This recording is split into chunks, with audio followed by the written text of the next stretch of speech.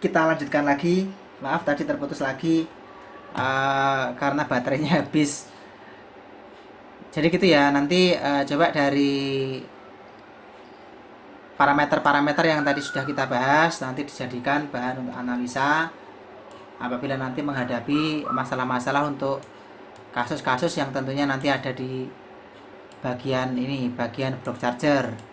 Entah nanti masalah 19 voltnya yang nggak nyebrang, maupun nanti masalah-masalah apabila nanti ada kasus IC charging.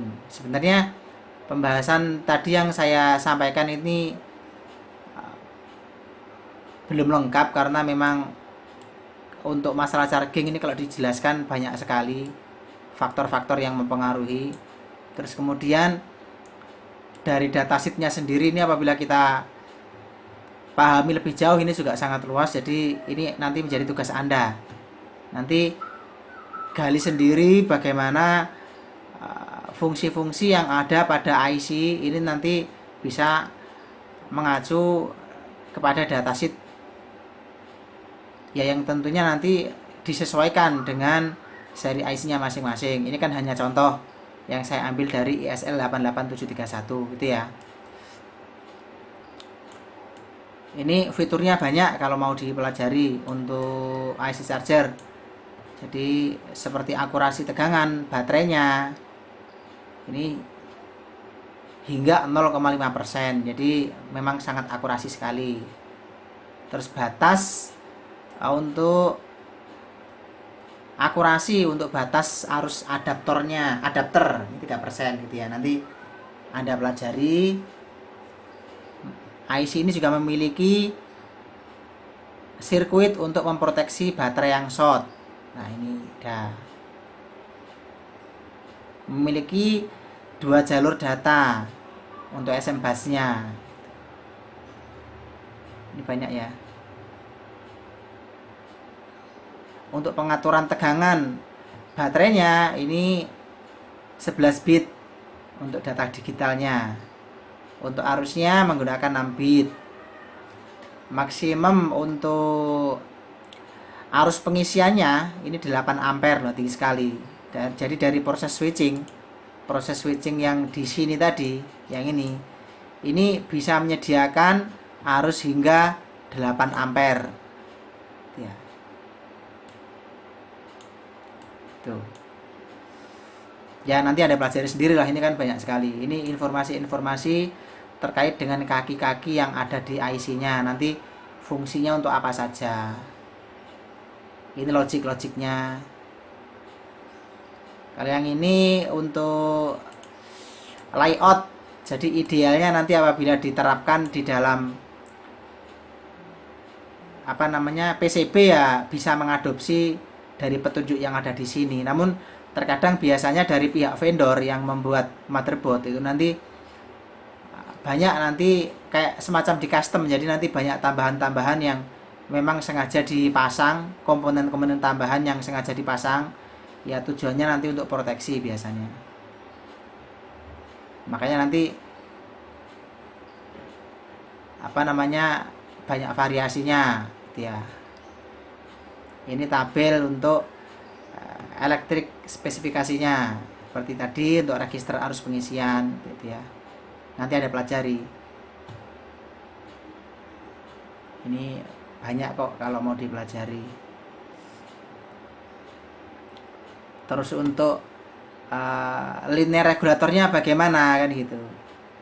Ini ada DC inputnya. Ini dijelaskan untuk DC input itu tegangan yang masuk ke sini ke DC in. Di sini ini memiliki range yang lebar.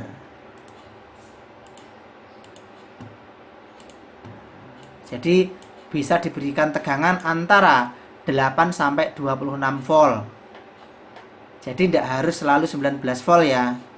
Meskipun nanti tegangannya 12 volt seperti dari baterai ya, nanti sudah cukup untuk menggerakkan IC-nya, untuk mengaktifkan IC-nya.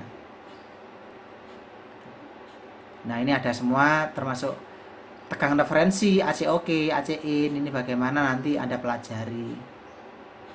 AC increasing thresholdnya bagaimana, ini ada pelajari gitu ya. Switching regulatornya, frekuensinya yang digunakan berapa, ini antara 330 sampai 440 kHz. Nanti tugas Anda masih banyak, nanti tentunya sambil bekerja terus nanti belajar, nanti dipahami. Saya hanya memberikan pengantar saja supaya Anda nanti bisa mengikuti gitu ya.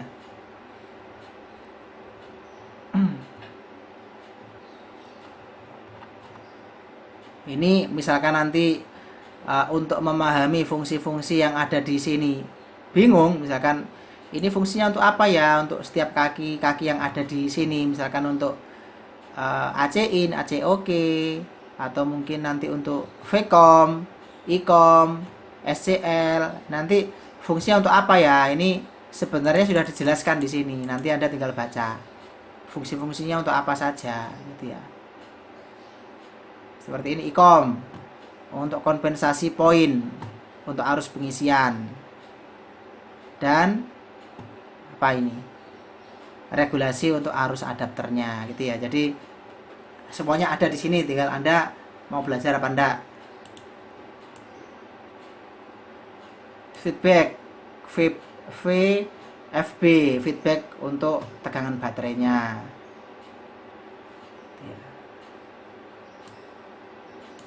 ICM, input current monitor output, jadi memantau arus inputnya. Itu ya, banyak, nanti silahkan dipelajari sendiri. Kalau misalkan ingin mengetahui nanti cara kerjanya bagaimana, ya Anda baca nanti teori operasinya bagaimana. Untuk proses AC adapter deteksi, jadi dalam mendeteksi adaptor ini bagaimana si IC charger ini gitu ya. Nanti di sini sudah ada semua. Kontrol PWM-nya bagaimana, termasuk tadi sudah dijelaskan tentang rangkaian LVB yang dia akan ini apa, digunakan untuk memodulasi sinyal untuk mengontrol upper gate dan low gate driver. Ini kan ada, makanya silahkan nanti dipelajari. Nah, ini yang short circuit proteksi saat pengisian tadi, yang tadi sudah dijelaskan dalam bentuk gambar itu ya. Monggo silahkan nanti dilanjutkan, tentunya nanti sama-sama bisa kita diskusikan nanti di dalam grup apabila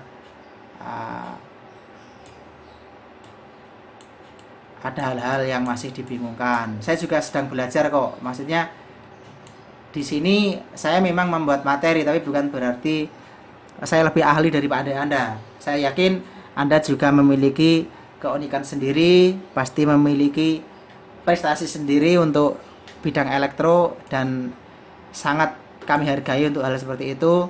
Jadi di grup ini memang saya bangun tujuannya agar kita bisa belajar bersama. Mungkin kalau ada hal-hal yang saya sudah tahu, saya tidak keberatan untuk berbagi dengan yang lain. Misalkan nanti ada hal-hal yang memang saya kurang tahu, ya saya juga belajar dari teman-teman gitu ya. Oke, demikian yang bisa saya sampaikan untuk pembahasan block charger. Mohon maaf atas segala kekurangan, atau misalkan ada dari cara saya menjelaskan agak muter-muter, saya juga banyak memiliki keterbatasan. Semoga yang bisa saya sampaikan ada gunanya dan bermanfaat bagi kita semua. Wassalamualaikum warahmatullahi wabarakatuh.